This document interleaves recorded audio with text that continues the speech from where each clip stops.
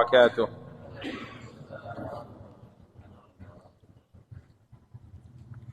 إن الحمد لله نحمده ونستعينه ونستغفره ونعوذ بالله من شرور أنفسنا ومن سيئات أعمالنا من يهده الله فلا مضل له ومن يضلل فلا هادي له أشهد أن لا إله إلا الله وحده لا شريك له وأشهد أن محمدا عبده ورسوله صلوات ربي وسلامه عليه وعلى آله وأصحابه ومن اهتدى بهديه واستنى بسنته إلى يوم الدين وسلم تسليما كثيرا أما بعد. إخواني وأخواتي kaum muslimin, kaum muslimat, rahimani wa rahimakumullahu jami'a. Alhamdulillah, puji dan syukur senantiasa kita ucapkan untuk Allah. Salawat beserta salam semoga senantiasa dilimpahkan oleh Allah Subhanahu wa taala untuk junjungan dan panutan kita Nabi Allah yang mulia Muhammad sallallahu alaihi wasallam. Ikhwani wa akhawati kaum muslimin, kaum muslimat, rahimani wa rahimakumullah.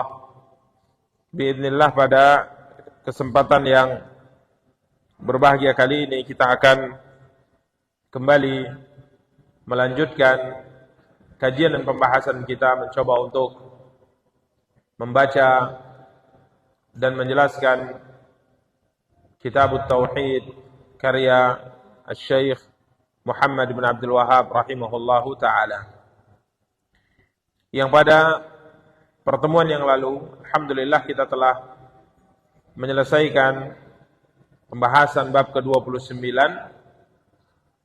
dan insyaallah ta'ala pada kesempatan yang berbahagia kali ini kita akan melanjutkan pembahasan bab berikutnya, bab ke-30, babun qaulullahi ta'ala, babun qaulullahi ta'ala wa minan nasi man yattakhidhu min dunillahi andadan yuhibbunahum ka hubbillah.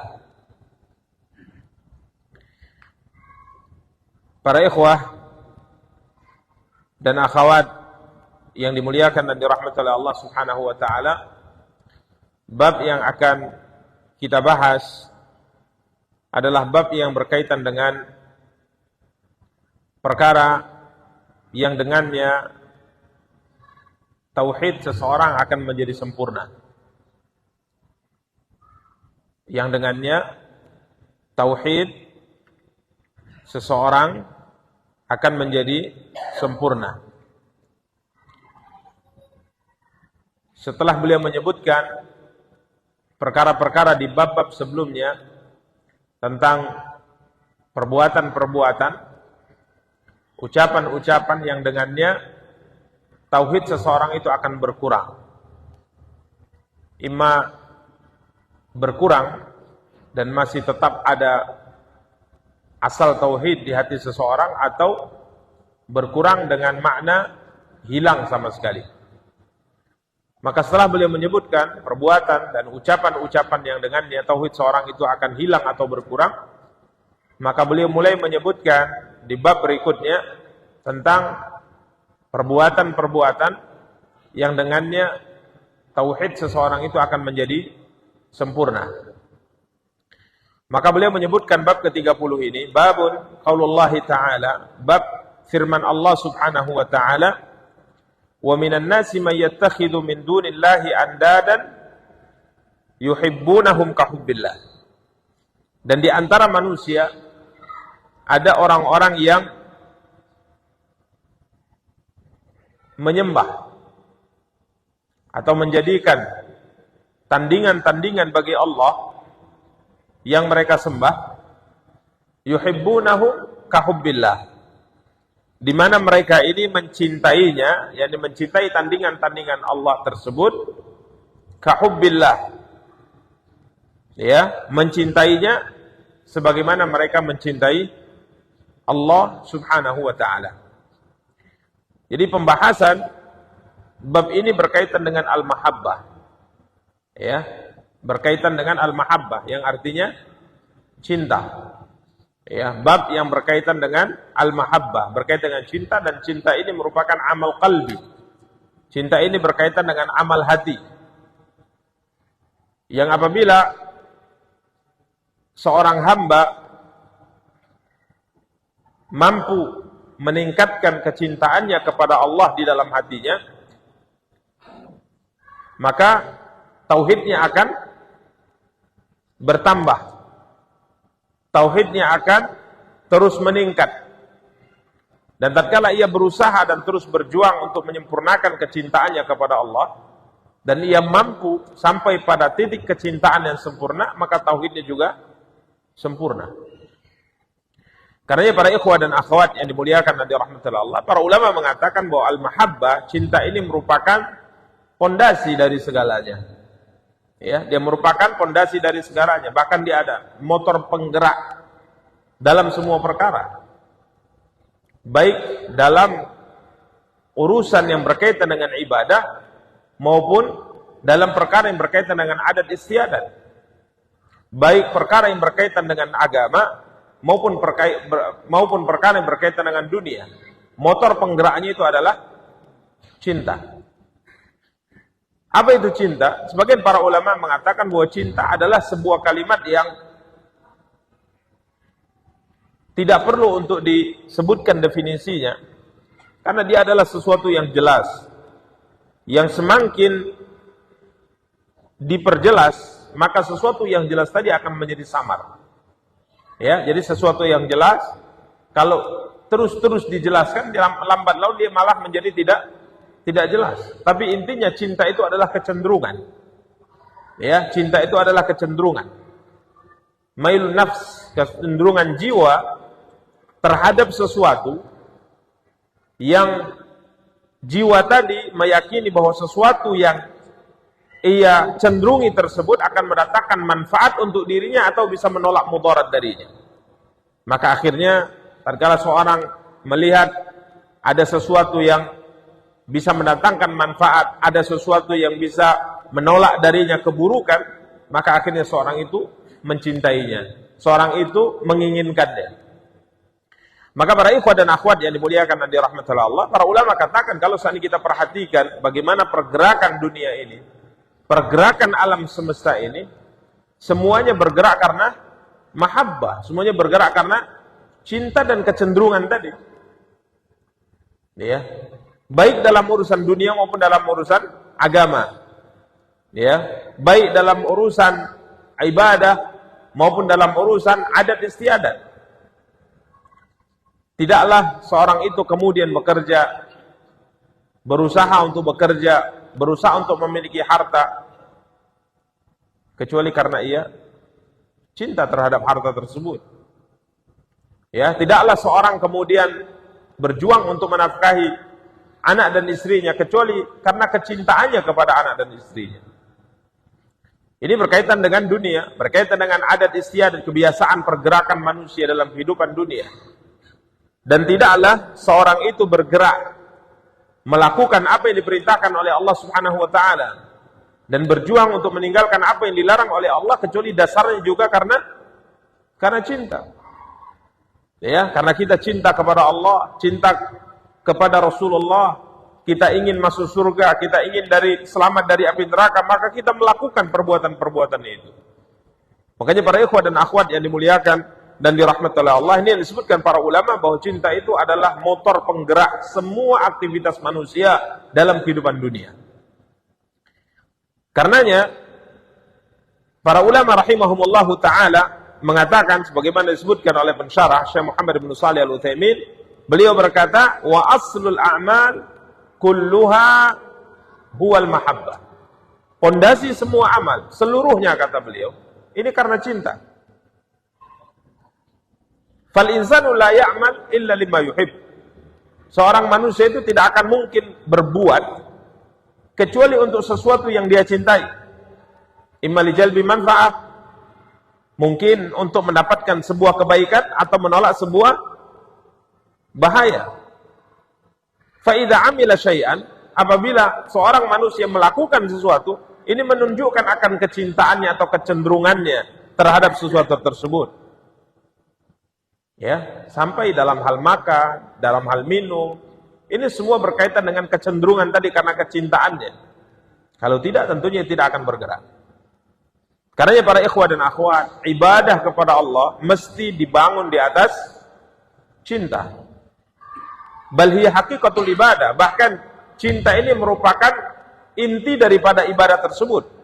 Karena jika seandainya kita beribadah kepada Allah Subhanahu wa taala tanpa dasar cinta, maka ibadah tadi adalah ibadah yang qashran la ruha fiha, kata beliau. Dia hanya sebatas seperti kulit yang tidak ada intinya. Jadi ibadah yang kita lakukan kepada Allah, ini dasarnya diantaranya karena cinta kita kepada siapa? Kepada Allah. Jadi kalau bukan karena atas dasar cinta, maka ibadah tadi hanya sekedar gerakan saja, yang kita tidak bisa menghayati ya tujuan dan maksud daripada ibadah tersebut yang kita lakukan kepada Allah Subhanahu wa taala. Karenanya para ikhwah dan akhwat yang dimuliakan dan dirahmati Allah, cinta apabila kita sebutkan tadi, apabila ia sempurna di dada seseorang, maka tauhidnya akan sempurna. Tapi kalau ia kurang, maka tauhidnya juga akan berkurang. Ini yang akan kita jelaskan dalam bab yang disebutkan oleh penulis rahimahullahu taala, babun qaulullahi ta'ala wa minan nasi may yattakhidhu min dunillahi andadan yuhibbunahum kahubbillah. Kemudian pensyarah menyebutkan bahwa al-mahabbah tanqasimu ila qismain. Cinta itu terbagi kepada dua. Cinta itu terbagi kepada dua. Secara garis besar, cinta itu terbagi pada dua. Pertama, cinta yang masuk dengan ibadah. Cinta yang masuk dalam kategori ibadah. Cinta yang masuk dalam kategori ibadah adalah cinta yang menimbulkan penghinaan diri seseorang kepada yang dia cintai. Cinta yang menimbulkan ta'zim, pengagungan terhadap orang yang dia cintai. Jadi kecintaan yang menimbulkan tadallul, penghinaan seorang hamba terhadap yang dia cintai, dan pengagungan seorang hamba terhadap yang dia cintai. Ya. Di mana cinta ini akan menarik seseorang untuk melakukan apapun yang diperintahkan oleh yang dia cintai dan meninggalkan apapun yang dilarang oleh yang dia cintai. Ini cinta ibadah namanya. Jadi tatkala kita mencintai sesuatu dengan bentuk kita hinakan diri kita di hadapannya, kemudian juga dengan bentuk kita agungkan yang kita cintai dalam hati kita, dan juga menimbulkan keinginan untuk melakukan apapun yang diperintahkan olehnya dan meninggalkan apapun yang dilarang olehnya, maka ini cinta adalah cinta ibadah yang tidak boleh diberikan kecuali hanya kepada Allah Subhanahu wa taala. Ini tidak boleh diberikan hanya kepada Allah Subhanahu wa taala. Ya. Ini para ikhwah dan akhwat yang dimuliakan dan dirahmati oleh Allah. Karenanya para ulama mengatakan wa hadhi khasatun billahi ta'ala. Ini adalah kecintaan yang hanya boleh diberikan kepada Allah semata. Karena barang siapa yang mencintai selain Allah dengan bentuk kecintaan seperti ini, ya, dengan bentuk kecintaan seperti ini, maka ia telah terjatuh ke dalam syirik dalam cinta. Ya, jadi tidak boleh kita mencintai sesuatu selain Allah dan kita hambakan diri kita di hadapan Dia. Kemudian kita juga agungkan dia di dalam hati kita. Bahkan kita rela melakukan apapun yang dia perintahkan. Dan kita juga akan meninggalkan apapun yang dia larang. Ini tidak boleh cinta yang seperti ini kecuali hanya kepada Allah Subhanahu wa taala semata. Karena para ikhwah dan akhwat yang dimuliakan dan dirahmati Allah, ini al-qismul awal. Ini bentuk cinta yang pertama. yang disebut dengan cinta ibadah yang tidak boleh diberikan kecuali hanya kepada Allah Subhanahu wa taala. Adapun al-qismu tsani, ya, cinta yang kedua, ini adalah cinta yang tidak masuk dalam kategori ibadah pada zatnya. Hukum asal cinta ini bukan ibadah. Akan tapi tatkala ia dikaitkan dengan cinta kepada Allah yang merupakan cinta ibadah, maka cinta ini juga termasuk bahagian daripada ibadah. Contoh yang pertama dari macam yang kedua ini adalah al-mahabbah lillah wa fillah. Ya, cinta untuk Allah dan cinta karena Allah. Cinta untuk Allah dan cinta karena Allah Subhanahu wa taala. Di mana kecintaan ini muncul dalam hati kita karena kecintaan kita kepada Allah. Contoh misalnya, seorang mencintai seseorang, ya, seorang mencintai seorang karena cintanya kepada Allah. Ini pada dasarnya cinta kepada seseorang bukan bahagian daripada apa? Ibadah. Tapi tatkala kita mencintai orang tadi karena kecintaan kita kepada Allah, ini masuk dalam kategori ibadah pada akhirnya. Contoh misalnya, kita mencintai para nabi, ya, mencintai para rasul, mencintai orang-orang saleh, mencintai kaum muslimin, mencintai orang-orang yang beriman.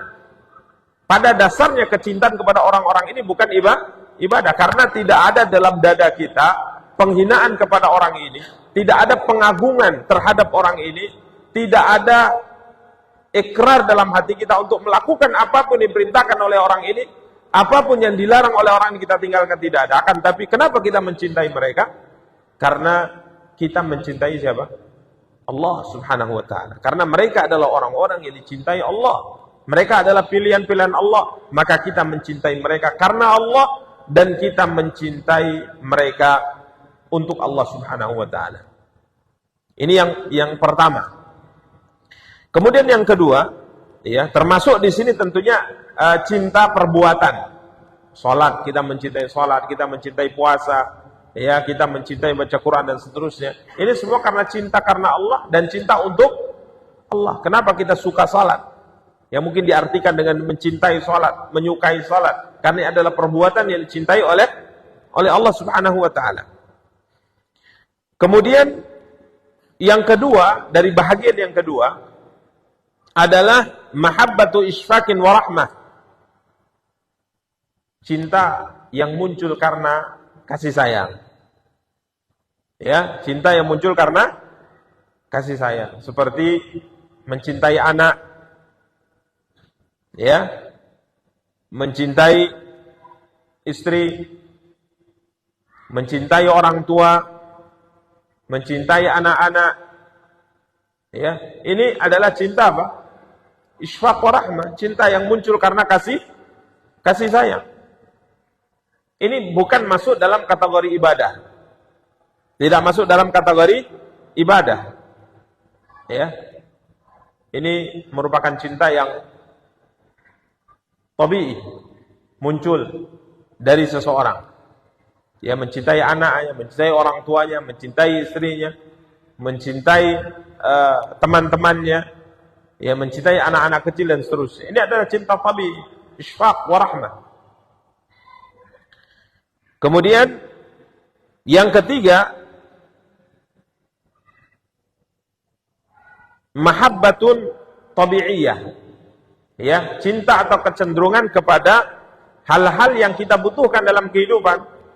Seperti cenderung atau cinta untuk makan, minum, berpakaian, kendaraan, tempat tinggal. Ini tabii. Ini juga tidak masuk dalam pembahasan cinta yang masuk dalam kategori ibadah.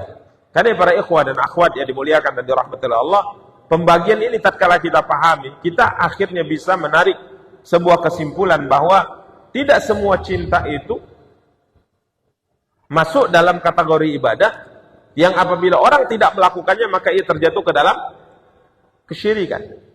Ya, jadi cinta yang bagian ibadah yang orang kalau tidak melakukannya atau tidak memberikannya hanya kepada Allah, ini adalah bentuk bagian daripada kesyirikan. Ini hanya cinta yang pertama tadi, yaitu cinta ibadah. Adapun cinta yang lainnya, ya, kecenderungan yang lainnya, ini adalah sesuatu yang normal yang muncul dalam dada seseorang, yang muncul dalam hati seseorang. Walaupun tetap kita harus mengkaitkan semuanya karena cinta kita kepada Allah dan cinta kita untuk Allah Subhanahu wa taala. Ya, agar semua yang kita laksanakan dan kita kerjakan dalam kehidupan dunia semuanya bernilai ibadah di sisi Allah Subhanahu wa taala. Para ikhwah dan akhwat yang dimuliakan dan dirahmati oleh Allah Subhanahu wa taala. Kemudian beliau membawakan beberapa dalil dari Al-Qur'an dan sabda Nabi kita yang mulia sallallahu alaihi wasallam terkait dengan mahabbah ini, terkait dengan cinta ini. Yang kita sebutkan bahwa ia adalah penyempurna tauhid dan seorang itu harus berjuang, berusaha semaksimal mungkin membesarkan cinta ini dalam dadanya, khususnya berkaitan dengan agama, berkaitan dengan ibadah. Karena semakin besar cinta seorang ya kepada Allah, cintanya berkaitan dengan cinta ibadah, maka akan semakin baik amal ibadahnya kepada Allah Subhanahu wa taala. Semakin lemah cintanya, maka semakin rusak keyakinannya dan semakin rusak amalnya di hadapan Allah Subhanahu wa taala. Para ikhwah dan akhwat yang dimuliakan dan dirahmati oleh Allah, dalil yang pertama yang boleh sebutkan surah Al-Baqarah ayat 165, Allah berfirman, A'udzu billahi minasyaitonir rajim, wa minan nasi may yattakhidhu min dunillahi andadan yuhibbunahum kahubbillah. Di antara manusia, yang dimasukkan di sini orang musyrik, ya, wa minan nas, dan ada di antara manusia. Jadi sebahagian dari mereka, dari manusia, yang dimasukkan di sini adalah orang-orang musyrikin, yakni orang-orang yang melakukan apa? Kesyirikan. Mayyattakhidhu min dunillahi andadan. Ada di antara manusia yang menjadikan selain Allah sebagai tandingan yang mereka sembah. Menjadikan berhala sebagai sesembahan yang mereka sembah selain Allah. Menjadikan malaikat sebagai sesembahan yang mereka sembah selain Allah. Menjadikan bintang-bintang sebagai sesembahan yang mereka sembah selain Allah. Menjadikan nabi atau rasul sebagai sesembahan yang mereka sembah selain Allah. Mereka ini adalah manusia yang menjadikan selain Allah sebagai sesembahan yang mereka sembah. Kemudian Allah berfirman, yuhibbunahum kahubbillah. Mereka mencintai tandingan-tandingan yang mereka sembah selain Allah itu sama seperti cinta mereka kepada siapa? Kepada Allah. Ya, ini para ikhwah dan akhwat yang dimuliakan dan dirahmati Allah. Ini ada dua tafsir yang disebutkan para ulama. Ada dua tafsir yang disebutkan para ulama yang zahir maknanya seperti yang kita terjemahkan. Makna yang pertama adalah makna yang baik seperti yang kita terjemahkan. Ada di antara manusia yang menjadikan selain Allah tandingan yang mereka sembah selain Allah, di mana mereka ini mencintai sesembahan tersebut sama cinta mereka kepada siapa? Kepada Allah.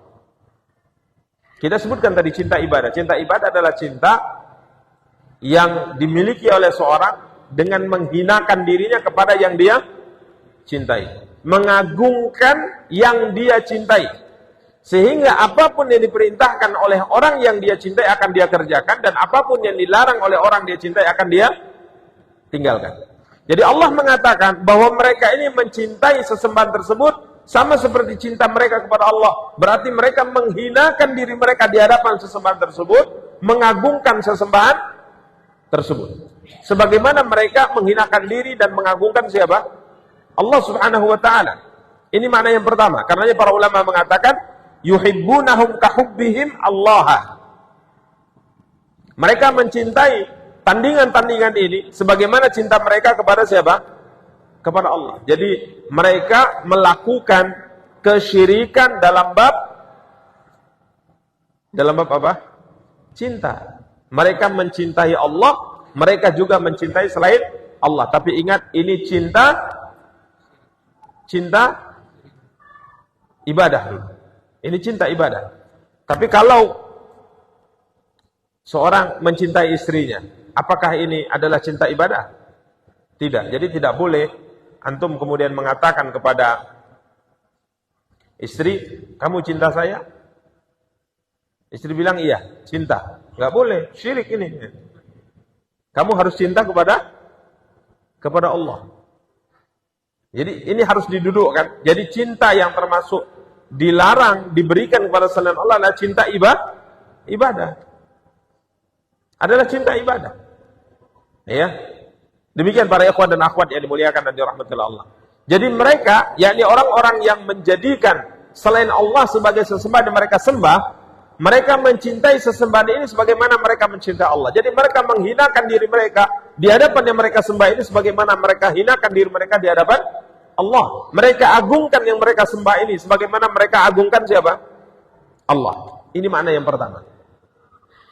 Mungkin ada pertanyaan, bagaimana orang musyrik menghinakan dirinya di hadapan Allah? Bukankah orang musyrik itu orang yang menyembah selain Allah? Ini ada di antara mereka yang kadangkala mengagungkan Allah, mengagungkan sesembahan mereka sebagaimana pengagungan mereka terhadap siapa? Terhadap Allah. Bahkan kadangkala pengagungan terhadap selain Allah lebih besar daripada pengagungan kepada siapa? Kepada Allah. Karenanya para ikhwah dan akhwat yang dimuliakan dan dirahmati oleh Allah Subhanahu wa taala, kadangkala mereka orang-orang musyrikin dahulu tidak berani melakukan sebuah kejahatan, tidak berani melakukan sebuah kejahatan di sisi berhala. Tapi mereka berani melakukan kejahatan di sisi Ka'bah. Mereka berani melakukan kejahatan di sisi apa? Tidak berani melakukan kejahatan di sisi apa? Berhala.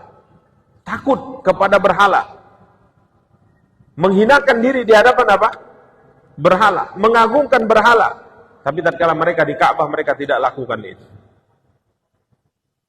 Ini mereka. Walaupun tentunya sebagian tidak seperti ini. Ya, artinya mereka memang sama sekali tidak mengagungkan Allah, sama sekali tidak membesarkan Allah. Tapi kalau kita kembali kepada sejarah orang musyrikin, mereka juga mengagungkan Allah, akan tapi pengagungan mereka kepada Allah sama seperti pengagungan mereka terhadap apa? Berhala. Ini makna yang pertama dan ini makna yang paling zahir.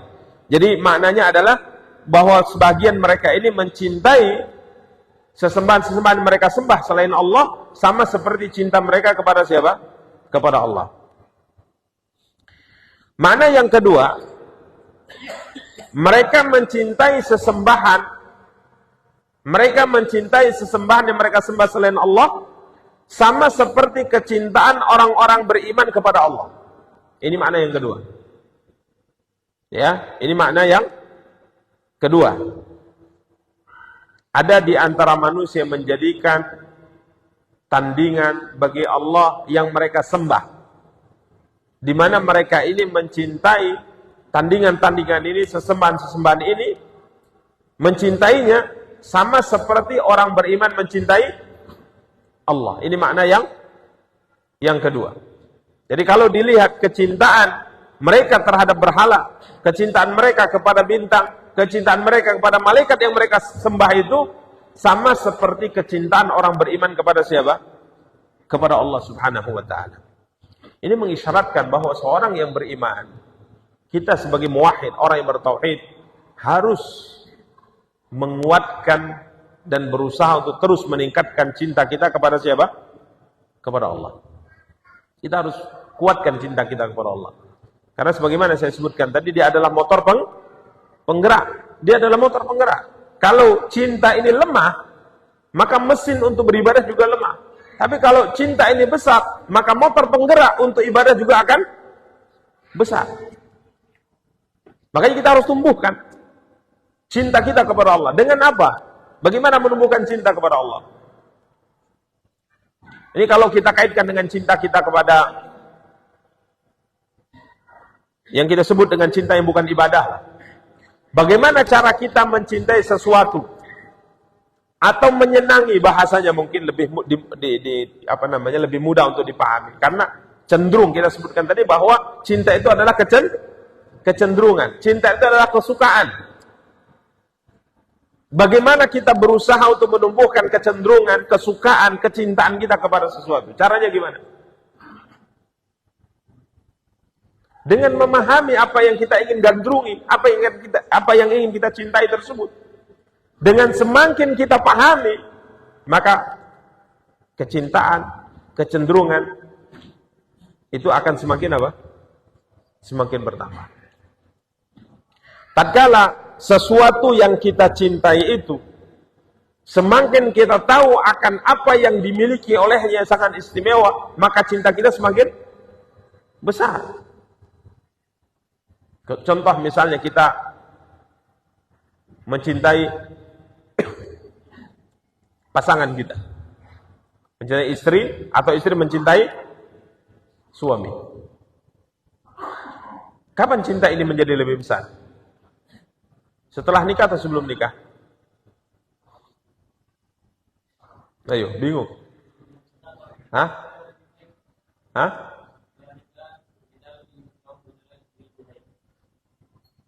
Iya, pertanyaannya, cinta kepada pasangan itu semakin besar setelah menikah atau sebelum menikah?